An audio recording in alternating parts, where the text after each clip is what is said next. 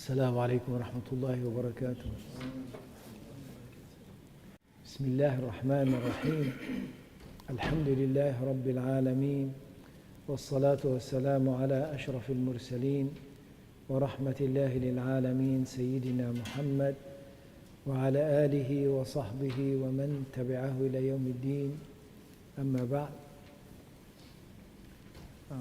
When Ibrahim, where did we reach, inshallah? We're going to start at 15 today. نعم. ما شاء الله ما شاء الله. We are all troopers today. How cold is it out? Very cold. 5 degrees. 5 degrees. Subhanallah. Is it windy? Yes. Is it? It is. عامر ما شاء الله. عليكم السلام ورحمة الله. This is the warmest place. The house is very cold. Yeah, for some reason it's very cold. I don't know if the heat is not properly or. And the wind. Yeah, and the wind. Yes. Living in a freezer. Yes. بسم الله الرحمن الرحيم. الحمد لله والصلاة والسلام على رسول الله وعلى آله وصحبه ومن والاه. أما بعد. Are we recording this? Or? Yes. Okay.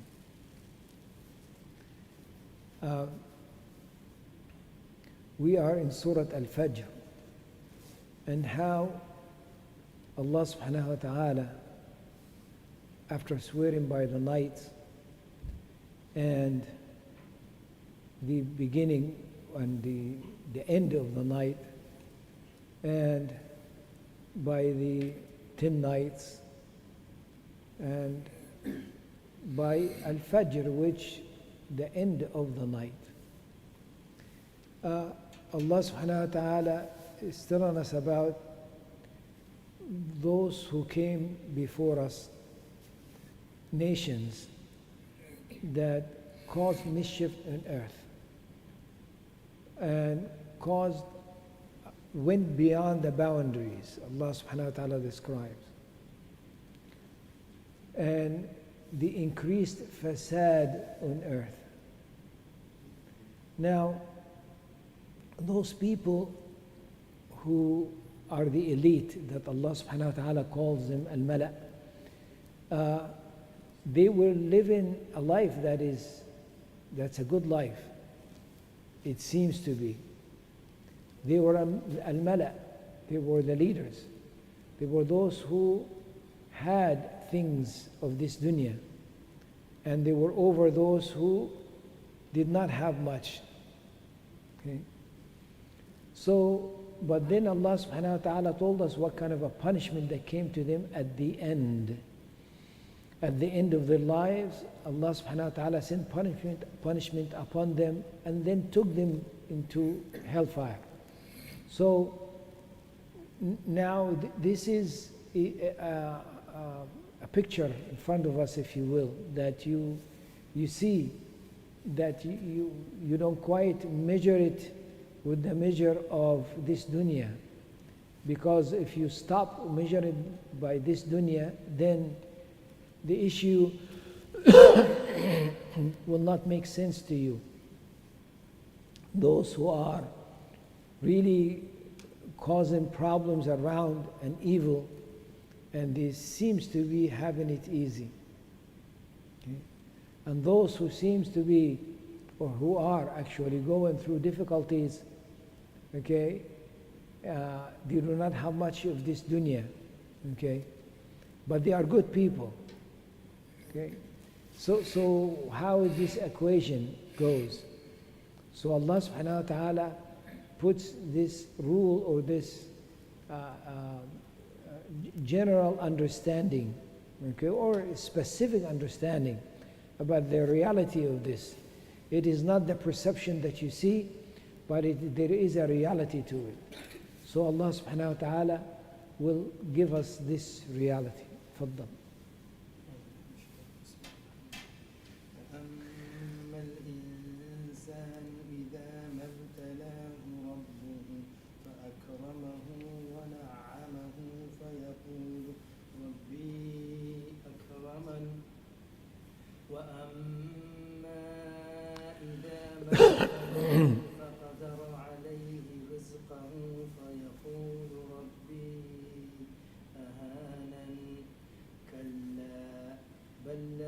تطعمون اليتيم ولا تحاضون على طعام المسكين وتأكلون التراث أكلا لما وتحبون المال حبا جما. جزاك الله خيرا. As for man, when his Lord tries him by giving him honor and bounties, then he says, "My Lord has honored me." But when he tries him by straightening his means of life, he says, "My Lord has humiliated me." Nay, but you treat not the orphans with kindness and generosity, and urge not one another on the feeding of al-miskin, the poor, and you devour the inheritance all with greed, and you love wealth with much love. So Allah subhanahu wa ta'ala is telling us that about al-insan. What al-insan, the understanding of al-insan and his relationship with Allah subhanahu wa ta'ala has to be corrected and understood. فَأَمَّا الْإِنسَانُ إِذَا مَا ابْتَلَاهُ رَبُّهُ. As for mankind, when his Lord tests him. Okay, فَأَكْرَمَهُ. Ikram is to honor. To honor, meaning when you give ikram to the guest, that means you welcome them, you give them to feed them, make them comfortable and so forth. Honor them. وَنَعَّمَهُ. Ni'mah is a bounty. That is, the ni'mah is just beyond what you absolutely need and beyond what you want. Okay? There is something that you absolutely need. You need to acquire to exist. There's something that you want. Okay? Just extra. But there is ni'mah, meaning really beyond those two. A bounty beyond those two. فَيَقُولُ رَبِّي أَكْرَمَنِ. Then he will say, my Lord honors me. I am honorable. My Lord honors me. Now, this person is not denying the existence of Allah. This person is not denying that Allah subhanahu wa ta'ala has given him all this rizq and so forth. Okay? But he is relating what he has is because Allah subhanahu wa ta'ala loves him. Okay? He must be honorable because this is what he's going through. So that could deceive the person, this existent. Meaning that one can not do the best they can, not actually do what they have to do, but they can be honored and life is easy for them and so forth. And as far as the person who is وَأَمَّا إِذَا مَا ابْتَلَاهُ, and as for the time when Allah tests him, okay, فَقَدَرَ عَلَيْهِ رِزْقَهُ. Allah subhanahu wa ta'ala will hold back the rizq for him. Qadara meaning to hold back, meaning that which he's expecting to get, it will held back, will be held back. So what happened? فَيَقُولُ رَبِّي أَهَانًا. That Allah, my Lord humiliated me. Okay, meaning the relationship between me and my Lord is not good. Okay. Well, if that is the issue, then the messengers and the Prophet of Allah are not honored by Allah. Because all the messengers of the Prophet of Allah are going, or they did go through difficulties. They had, they were oppressed. Okay? So this cannot be the standard. Okay? Cannot be substandard. And some of those who are,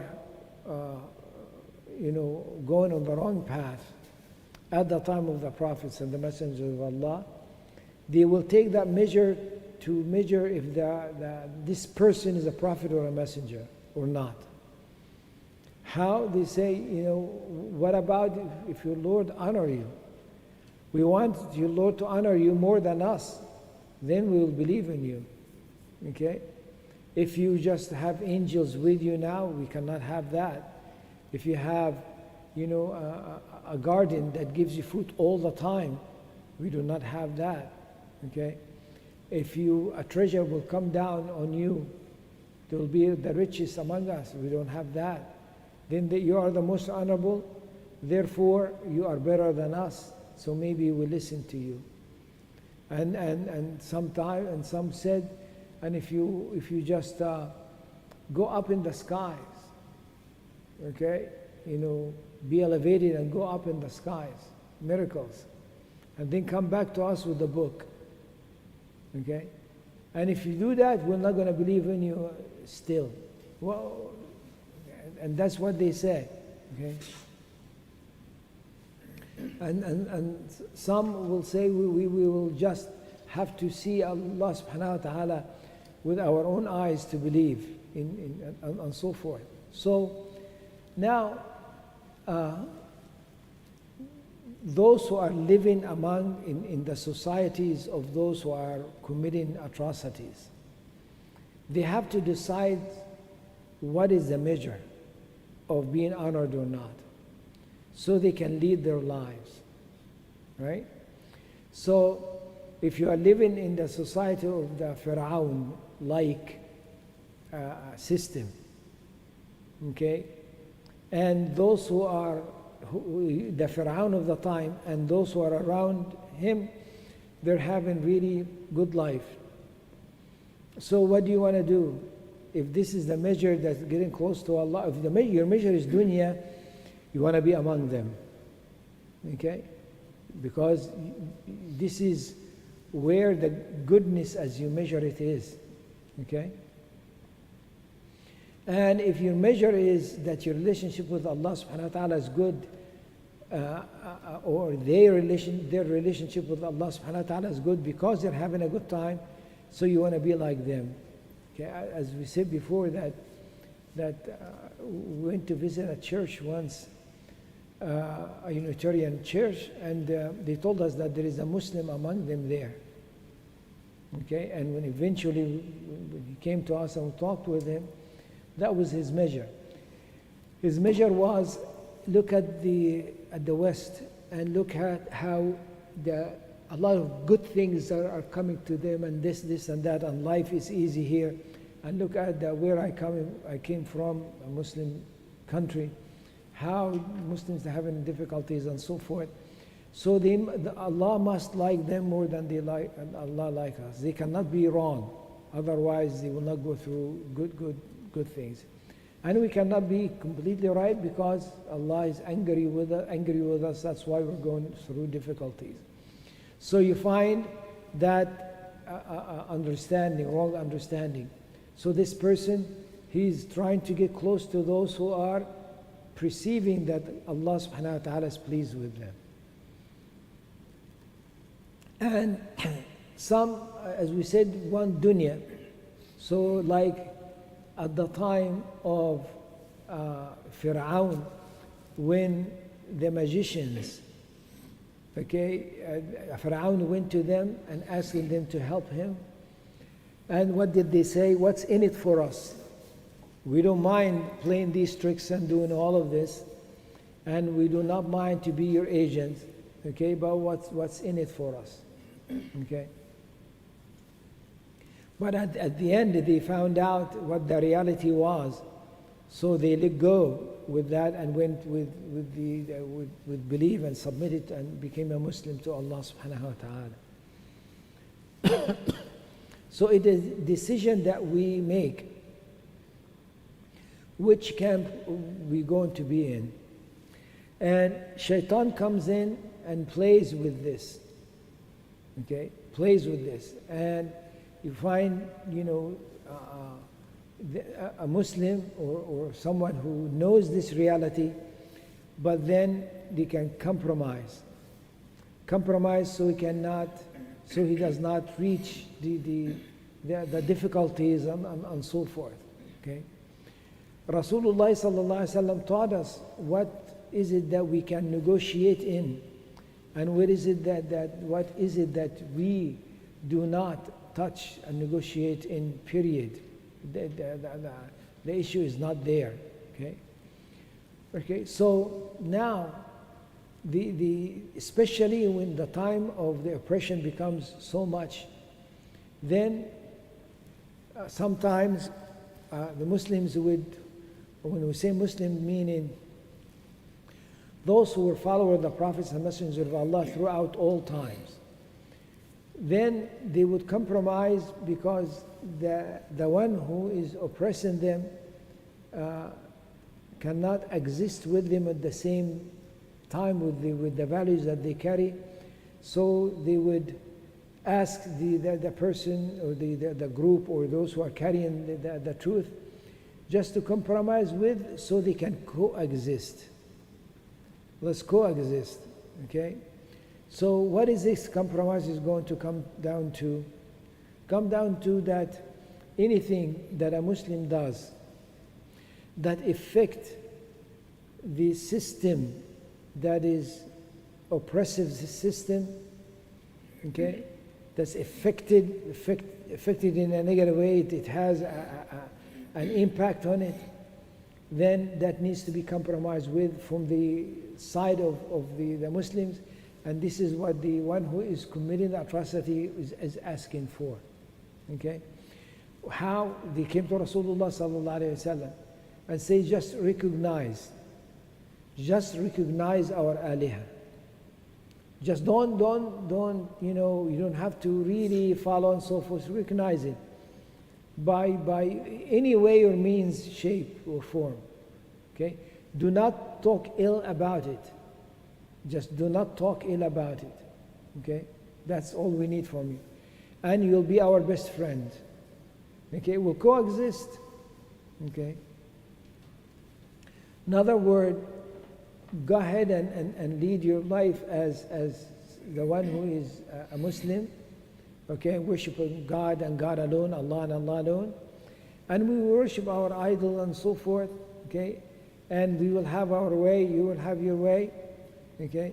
Just don't talk about our way that's ill. And لا تسفه أحلامنا. Do not say that we are, what we're doing is nonsense. What is this and that? Another word is saying that look at the atrocities and say, it is okay. No, that is not acceptable. Okay? So the Muslims that are being oppressed, they would do that. Okay, some would do that. Will accept, and tweak a little bit here and there to say we're going to coexist together and so forth, and your ways is acceptable and our way is acceptable. No, we don't do that. Okay, what is right and what is wrong is wrong. You cannot say something is right and it is wrong, or something is wrong and it is right. Okay, even in fiqh, okay, because something we talk about, sometimes we say, there are many fiqh opinions, and then whatever opinions that will follow, they are all correct and so forth and so on, and go that way. But in reality, that is not real. It's not true. Okay? Meaning, if there is a matter, and this matter has two opinions, and the two opinions are the opposite of one another, you cannot say both are right. Just impossible. Impossible to say both are right. Okay? Because there is one thing and the opposite of it. So, like when Rasulullah sallallahu alaihi wasallam told those who are after the battle of Al-Khandaq. Rasulullah sallallahu alaihi wasallam was taking his garment of war off. Jibreel alayhi salam came and says, no, go to Bani Qurayza, because they betrayed the Muslimin, they betrayed Rasulullah sallallahu alaihi wasallam. Go to them. The Jewish clan that allied themselves with the disbelievers against Rasulullah sallallahu alaihi wasallam when they had a covenant with Rasulullah sallallahu alaihi wasallam. So this matter has to be done immediately. So Rasulullah sallallahu alaihi wasallam told the companions, go to Bani Qurayza. Do not pray Dhuhr until you Asr. Pray Asr in Bani Qurayza. Okay? Meaning that meaning what? If I say meaning, that means what Rasulullah sallallahu alaihi wasallam meant. So now there is something that Rasulullah sallallahu alaihi wasallam said, but what did he mean by it? So the companions started quickly going toward Bani Qurayza. Before they got there, sun was coming down. So some understood it by the text, took it literally. Do not pray Asr until you get to Bani Qurayza. They said, that's what Rasulullah sallallahu alaihi wasallam said, and we're not going to pray Asr until we get there. And they let sun go down and just continue. And others said, no, Rasulullah sallallahu alaihi wasallam meant go there quickly. He meant to go there quickly. Okay? He did not mean for us to skip, the window of Asr. Okay? So we're going to pray Asr. And they did. Okay? So now you have two different opinions. But you cannot say Rasulullah sallallahu alaihi wasallam meant both. Right? Because sometimes we say at the end what? Rasulullah sallallahu alaihi wasallam, when they came to Rasulullah sallallahu alaihi wasallam, said, Ya Rasulullah, this is a group of us did this, and a group of us did this. Then Rasulullah sallallahu alaihi wasallam said, some would say, Rasulullah sallallahu alaihi wasallam said that you both are okay, which did not happen. Rasulullah sallallahu alaihi wasallam did not say that. Okay? But Rasulullah sallallahu alaihi wasallam did not say one of you done wrong, meaning he did not make any comments. Another word, there was ijtihad that was done. Okay, ijtihad, exerting an effort to understand the mas'ala, the matter. Okay, and some reach a conclusion different than others, and the conclusions are the opposite. Okay, so one got it right and one got it wrong, and both of them are rewarded. One 2 rewards and one reward. Okay, but we cannot look at things and say everything is okay. Now we're not just saying that in fiqh, but we're saying that in a matter that you don't even compromise with to begin with, because a matter of haram and halal. Okay? And we say it is okay. Okay? We cannot do that. Okay? The matter is that as now in the media and all of this, and the whole world is going through with the gays and lesbian and all of this. Okay? What are we saying? Some of actually leaders, they say what? They say, they stand by us, so we stand by them. Okay? That they help us and we help them. So are we both okay? Are we both okay? Are you saying that means their way is okay and our way is okay? And they'll say, no, we do not accept this. Okay, so why do you propagate that which you do not accept? They say because we need them to get a good result. Oh, who gives a good result? Allah subhanahu wa ta'ala. So you're saying you're going to compromise. So you by this compromise, you're doing something Allah subhanahu wa ta'ala said do not do. Then Allah subhanahu wa ta'ala will be pleased with you and give you the good result. You'll be okay, protected. The protection from Allah. Okay. How far did Rasulullah sallallahu alayhi wasallam and the companions hold on to not compromising in these matters, the haram and halal? To the point that they were in a concentration camp, right? They were a concentration camp, literally. So they were boycotted completely from the society. They were completely outside of the society, and there were instruction given by the society. Okay, so what was this instruction? Instructions was written was written down, meaning it's not just verbal, by leaders of the community, by the governing body, if you will, saying that you do not deal with them, you do not have any trade with them, you do not marry from them, you do not give them food, you're completely isolated. So what happened? Okay, did Rasulullah sallallahu alaihi wasallam and the companions said to them, okay, let us sit down on a table and negotiate? No, because what are you negotiating? They're asking for things not to negotiate in, things that are haram, to alter, the understanding of, or not understand, alter the, have to, because you cannot alter the text itself, so you have to alter the understanding then. Okay, and say this is what it means, okay, to please them, so the matter will be eased. No, that didn't happen.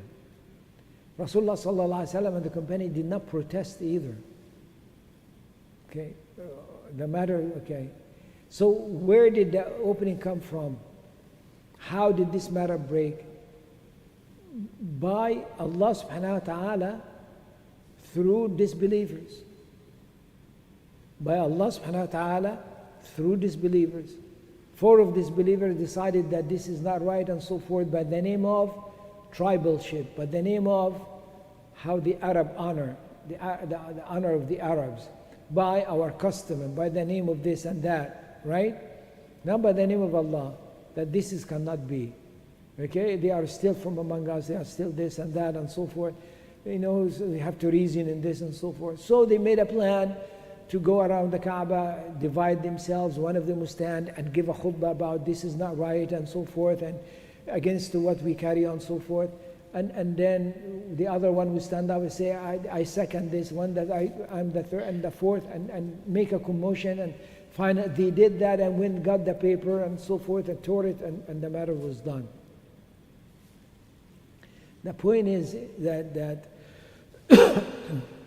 those who were having a good time and on control, they were wrong. Okay?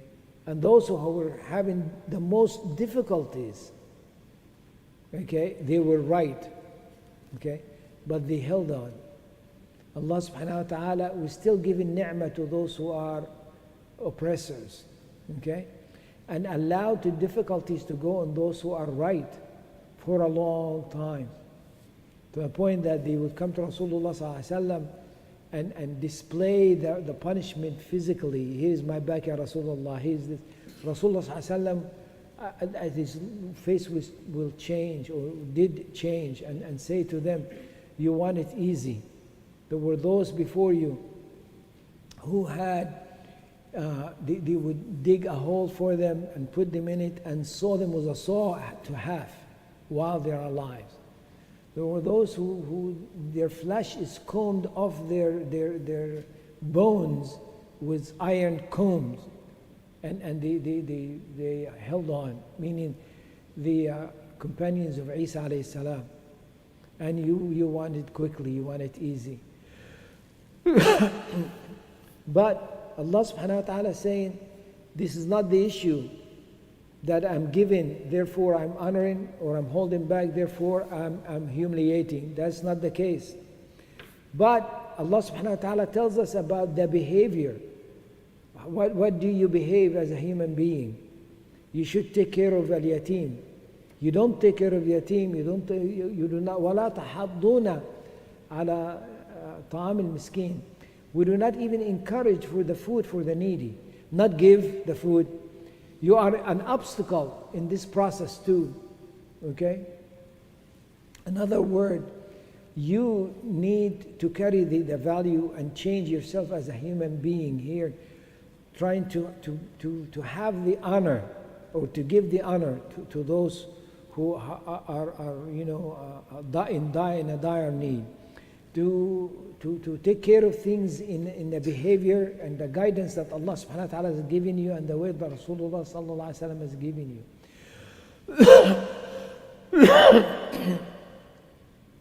So when you do that, you're not waiting for a return in a way of saying, okay, I'm going to give them miskin now, so now my life is going to be better. I'm going to, to lead my life in such a way, and I'm not going to lean toward crookedness to get the good things of this life.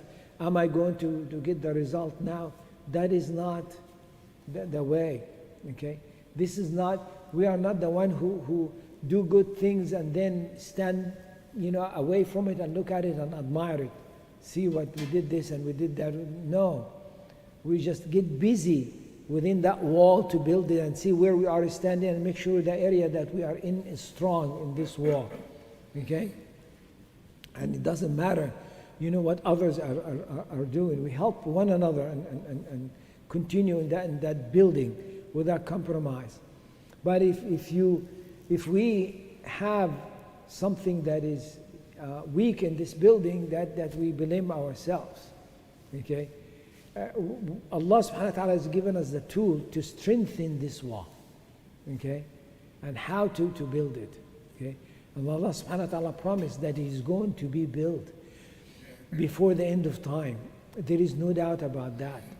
And you should feel privileged to be part of it, even though you do not have much of this dunya. As one companion, Abdul Rahman ibn Auf radiallahu anhu, said,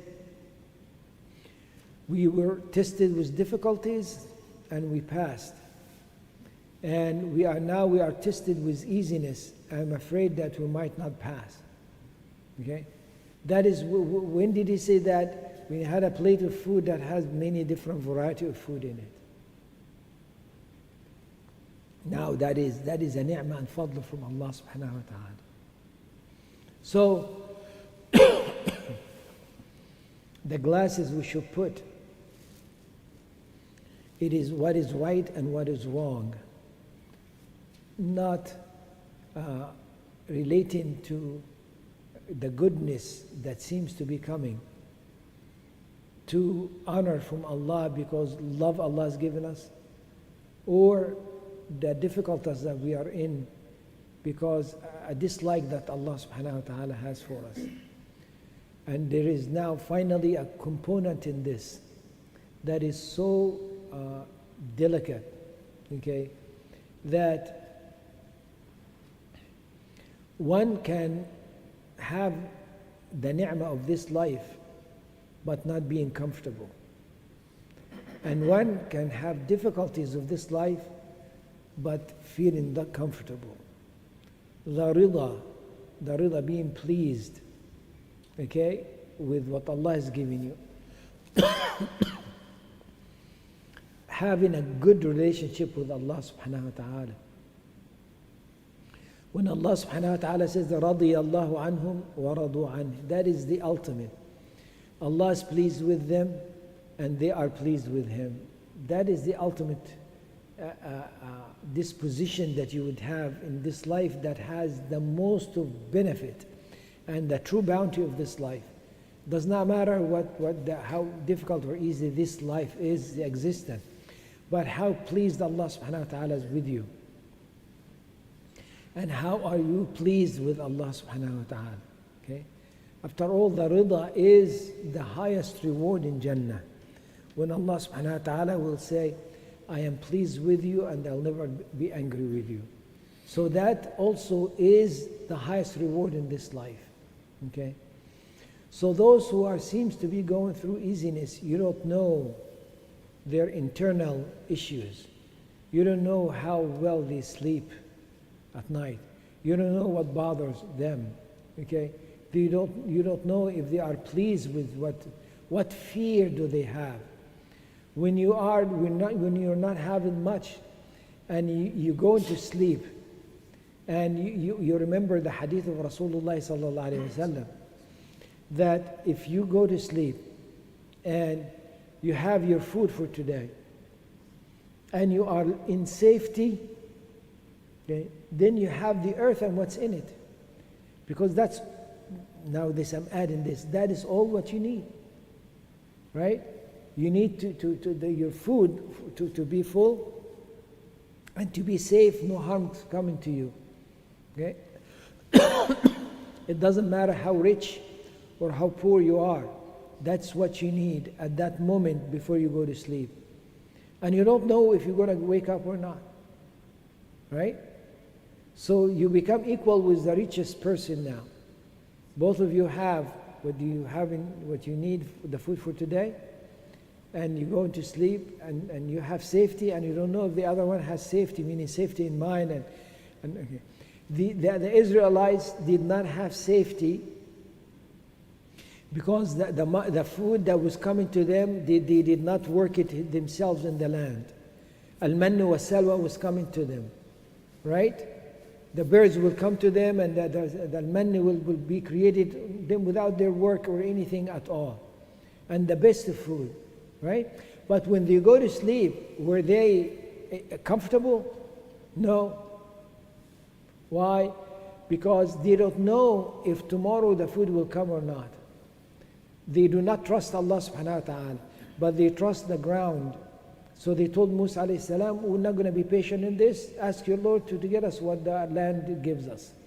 Meaning that now, if they see the plant in the area that they are cultivating coming out, an inch up or so, and they expect that it's going to grow more tomorrow and everything is okay, they will go to sleep and feel safety. That's false kind of safety. But they might not even feel safety, because they don't know, something will happen to it. Maybe you'll wake up, it's not going to be there, and so forth, right? You have people have so much of this world, okay? Still, what if is with them? What if this happened? What if that happened? But a believer do not go through the what ifs.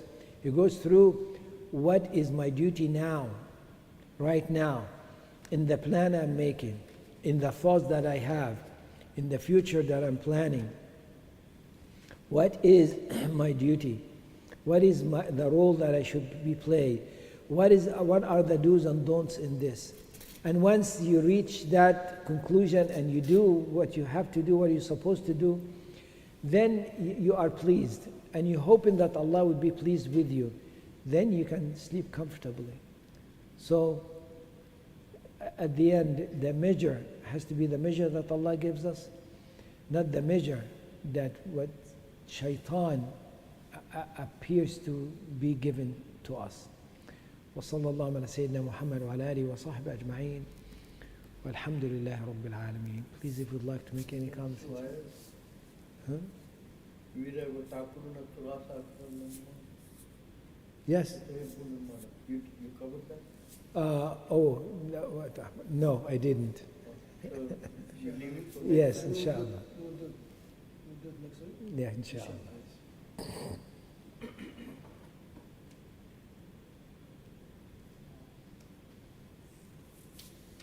Any comments, inshallah? Okay. أخونا صديقي, please. Huh? Yeah.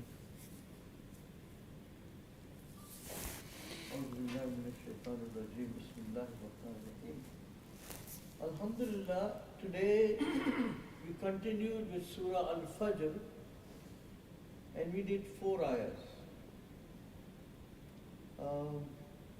Of course, this Surah Fajr, like the Shaykh said, Allah swears on the morning, and the night that passes away and all those things, and then describes to us the people who, some of the ummahs before us, who went through Ad and Samud and Fir'aun and all those, and how they cross their boundaries, and Allah subhanahu wa ta'ala, punish them in this world. Their punishment in the hereafter is going to be severe, but they also got a taste of punishment in this life also. So we continue with that theme, and today Allah subhanahu wa ta'ala, says in ayah number 15, فَأَمَّا الْإِنسَانُ إِذَا مَبْتَلَاهُ رَبُّهُ فَأَكْرَمَهُ وَنَعَّمَهُ فَيَقُولُ رَبِّي أَكْرَمَنِ. And as for man, when his Lord tries him and thus is generous to him and favors him, he says, my Lord has honored me. And then the next ayah says, وَأَمَّا إِذَا مَبْتَلَاهُ قَدَرَ عَلَيْهِ رِزْقَهُ فَيَقُولُ رَبِّي أَهَانًا. But when he tries him and restricts his provision, he says, my Lord has humiliated me. Now, about the risk that Allah, provides to us, there is a hikmah. Allah has a hikmah in that. It is not, we don't know what is the hikmah that Allah has,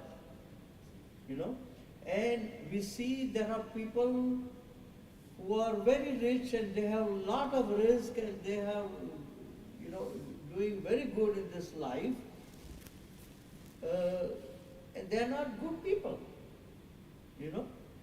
So this is not a criterion that if anybody has a lot of wealth and, they are doing very good in this life, according to some of the people, they have set a standard that, you are rich and you are doing very well. You have made it in this life. That is not the criteria in the eyes of Allah subhanahu wa ta'ala. The criteria is how good you are, how, good character you have. That is the main criteria.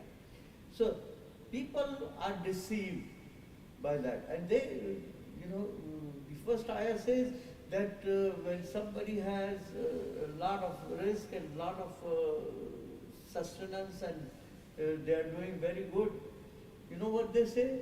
They say Allah has honored, which is not true. Allah may be trying them. Allah may, subhanahu wa ta'ala, by giving them more wealth, He's trying, and the purpose, when you have more, you should share it. You should try to be thankful to Allah first. When you have something from Allah, you get something good, you are supposed to be thankful. And Allah wants to see, that's the trial, whether you are thankful for Allah's name. Now once you are thankful, and also how you utilize that, because it is said in the Qiyamah, people are not going to be able to move from their place until they answer certain questions. And one of these questions are very tough. That how did you acquire your wealth and how did you spend it? It's very, very important. So if you have less, then you have less to worry about in the Day of Judgment. So the more you have, the more accountability there is for that how you spent it, mainly. So if you spend your wealth and your, thing, whatever you have, you shared it, and you helped the poor people, you did charity and everything, and also you were thankful to Allah, then that will be the test that Allah is trying to put you through. And at the same time, the opposite, when somebody is poor and they are suffering and they have less risk from Allah subhanahu wa ta'ala, that is also a test that whether they are patient on their being poor. Because Allah subhanahu wa ta'ala provides the risk and if he has held back the risk from you. I mean, suppose somebody had a very good job, and all of a sudden he loses the job and everything. This is a trial from Allah subhanahu wa ta'ala also. He wants to see how you behave, what is your, whether you are patient or not. So when my mabtalahu, فَقَدَرَ عَلَيْهِ رِزْقَهُ فَيَقُولُ رَبِّي. But he says that Allah, people what they do, they say that Allah has humiliated me. You know, that is not true. When somebody is poor, it is said in the riwayat that the other people who are getting risk, majority of them, they are because of the poor people. We are getting the risk because Allah subhanahu wa ta'ala is trying some people by restricting the risk for them, and is giving us the risk on account of that thing. It's something like that. So this is really, whatever condition you are supposed to be thankful to Allah, either thankful or be patient. These are the two things that should come out from your trial as far as your, worldly condition is. This is a worldly condition. And this is not the criterion like the Sheikh explained, that, the people who were, like the Anbiya, for instance, they were poor, Rasulullah sallallahu alaihi wasallam, and, they sometimes for 3 days there will be no food to eat for them. So it will be like there are people, but they are patient and they are supposed to be good in the eyes of Allah. So what is the criteria? Real criteria is not how well off you are on this world. The real criteria is your character and how you are thankful or patient, and that in the trial. These are like trials in the eyes of. This is why Allah said, وَمَنْ إِنسَانُ إِذَا مَبْتَلَاهُ رَبُّهُ وَإِذَا مَبْتَلَاهُ فَقَدَرَ عَلَيْهِ رِزْقَهُ. So this is like trials from Allah subhanahu wa ta'ala, and it is His hikmah. He is to whoever He wants to give, and how much He wants to give, it is up to Allah subhanahu wa ta'ala. But then, to the people of Makkah, Allah subhanahu wa ta'ala is, because of this standard, that if you are well off, then Allah likes you, and if you are not well off, then Allah doesn't like you. So this is not the criteria. So Allah subhanahu wa ta'ala is saying that this is, you think that this is it, this life is the end of it? No, because whatever you are doing, you are not doing certain things that Allah expects you to do. The ayah number 17 says, Kalla. No, this is not the way it is, what you think it is. Bal, la tukrimuna al-yatim. But you do not honor the orphans. This is one of the things that the people of Mecca, they did. They were not honoring the orphans. And when somebody's father is alive, they had a different behavior with them. And when the father passed away, died, then you behave differently with that person. And you are supposed to take care of the orphans, but instead of taking care of it, you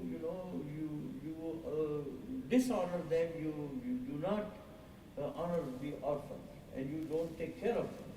And another thing also, which they had, the characteristic which was bad in the people of Makkah, وَلَا تَحَاضُّونَ عَلَىٰ طَعَامِ الْمَسْكِينِ. And you do not encourage one another to feed the poor. This is one of the very, very important things that Allah subhanahu wa ta'ala, is the hikmah. He has given more to some people and less to other people. So He expects the people who have more are going to share their wealth, and the miskin, the poor people should be helped, and the people should try. If they can help the poor people themselves, it is good, well and good. But if they cannot, then they should encourage other people to do that. But they don't do either of that. They neither, help the poor people, nor encourage anyone to feed. Mainly, now, there is a new movement. I went to India this time, and, there were a lot of beggars, and it has become sort of a profession. Begging became a profession. And, some of the people who try to catch the people, and they try to, damage them some way or the other, and they try to, just like it's a ring, and then there are some people, they make them beg, and then they get a share out of that too. It became a profession. So what the government is doing now, they say that we are not going to give them any money. If a beggar comes to give you money, give them food, instead. Whatever the thing that you want to give to anyone, like, if you are driving or something and you stop at the stop sign or the red light, then the beggars will come and begging to you. And it is happening in other countries too. But in India, it became a big menace. So this time, when I went there was a new thing going on, that you are supposed to give the food to the poor. Now, that will discourage the people who are using the other people as a profession, for begging and getting money out of that. So this will be, helping the people because they need food, and also it will take care of the other bigger problem also. So this is what was going on in Mecca, that people were, not helping the poor people in any way, nor feeding them. Feeding is the most important part of the thing, So this is what, the gist of the things that we covered today, and Allah knows best. Jazakumullah khairan. 9 minutes more. 9 minutes more, okay. There's barakah on the time. Amir, you want to say anything? A lot of things. So we'll continue when we inshallah. Okay. Just that. Yes. Yeah. We are. I feel that we are very weak. Mhm. Because even though we know these things, we talk about these things, we reflect upon these things. I don't know. I mean, because probably there's some cultural factors too, from where we come from. Mhm. A lot of Muslim cultures still have this problem, at least where I come from. I've seen this before, where if people see somebody having a lot of provisions, rizq from Allah subhanahu wa ta'ala, they would say that maybe he's doing something very good and Allah subhanahu wa ta'ala loves him. And it could be very well be the opposite, exact opposite of that. It could be that that's their big test. And that's one of the hardest tests to pass in easiness.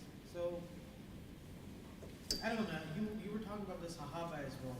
Mhm. When the Prophet ﷺ was talking to the Sahaba, they were showing their marks and he was saying, you ask for easiness.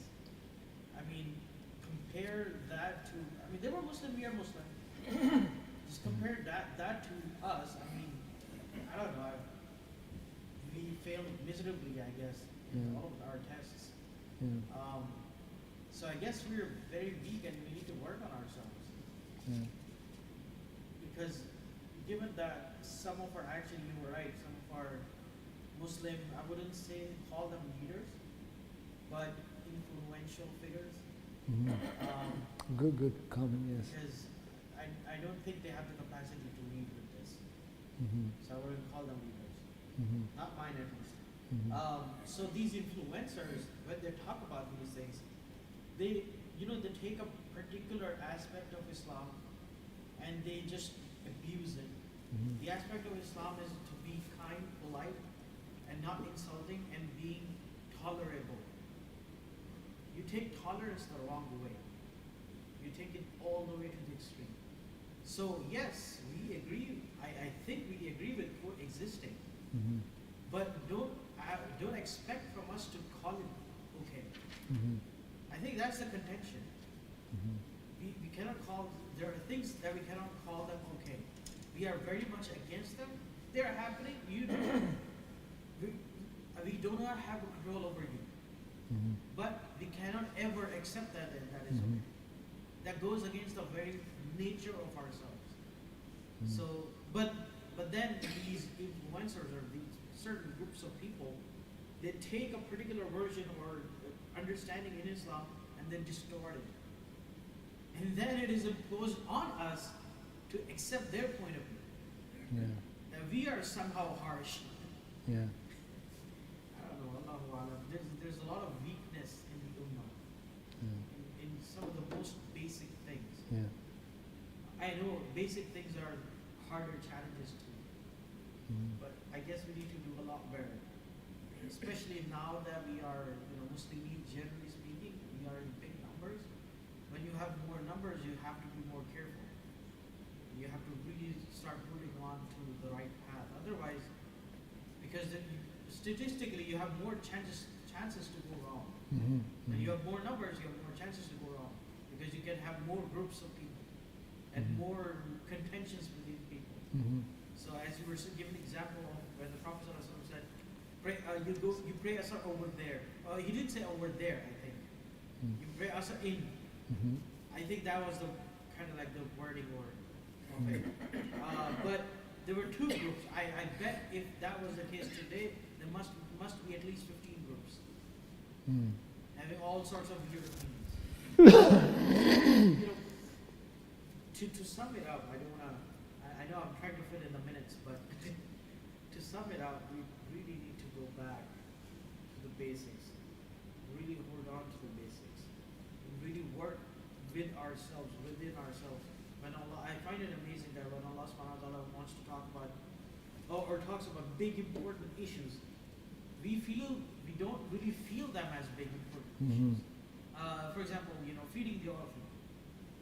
Feeding, Allah subhanahu wa ta'ala uses that in a lot of big situations. By big, I mean important matters relating to the Muslim Ummah and how we behave and how we carry ourselves in life. This is a very important issue, and I don't know, as a community, do we think about that? How much of our time or discussions and board meetings and meetings like this and talking about it, do we mention orphans and how we treat them and what can we do for them?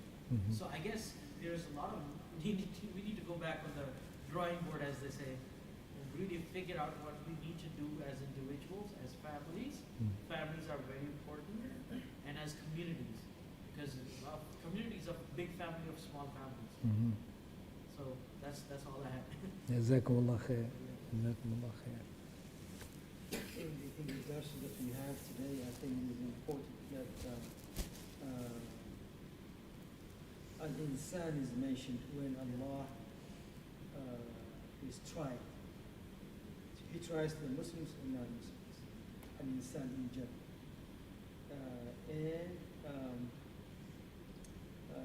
And the ni'mah is also mentioned. And what our attitude is going to be when we are being tested by Allah, either in goodness or badness, And in the hadith of the Prophet Muhammad sallallahu alaihi wasallam, our attitude should be عجبا لأمر المؤمن إن أمره كله خير وليس ذلك لأحد إلا للمؤمن. It is how wonderful it is, the situations, or maybe the case of a Muslim. أن أمره كله خير, his matter, all of it is goodness. وليس ذلك لأحد إلا للمؤمن. None is it like that except for the believers, right? When he is tested by goodness, then he makes shukr. When he is tested by some tests that is not good, he makes sabr, and that is good for him, Allah is saying. And I think it is in Surah Al-Baqarah, the attitude of Bani Israel, when Allah chose Talut to become a leader. They said, how come this one be a leader? He doesn't have the qualities of being a leader, and he doesn't have wealth. That is their attitude, you know. That person you were talking about, Sheikh Mahmoud, in the church, that he thought according to his assumption, you know, or criteria, that he's trying to bring his own standard against the standard of Allah. You know, Allah's standard is different. We are supposed to follow Allah's way or Allah's, you know, suggestions or teachings. When it comes to the rizq or any other matter, you know, we have to refer to Allah, His Quran and Sunnah. How did they deal with it? And this will be our attitude, and that's how we are supposed to take matters. You know, when it comes to rizq, you know, Allah says in Surah Shura, وَلَوْ بَسَطَ اللَّهُ رِزْقَ لِعِبَادِهِ لَبَغَوْا فِي الْأَرْضِ. Right? لَبَغَوْا فِي الْأَرْضِ وَلَكِنْ يُنَزِّلُ بِقَدْرٍ مَا يَشَاءُ إِنَّهُ بِعِبَادِهِ خَبِيرٌ بَصِيرٌ. That had Allah given abundant provision, all His servants, they would have certainly been transgressed. They don't know it, they demand for it, but you know, it might be leading them to the wrong path. They might be transgressed throughout the land.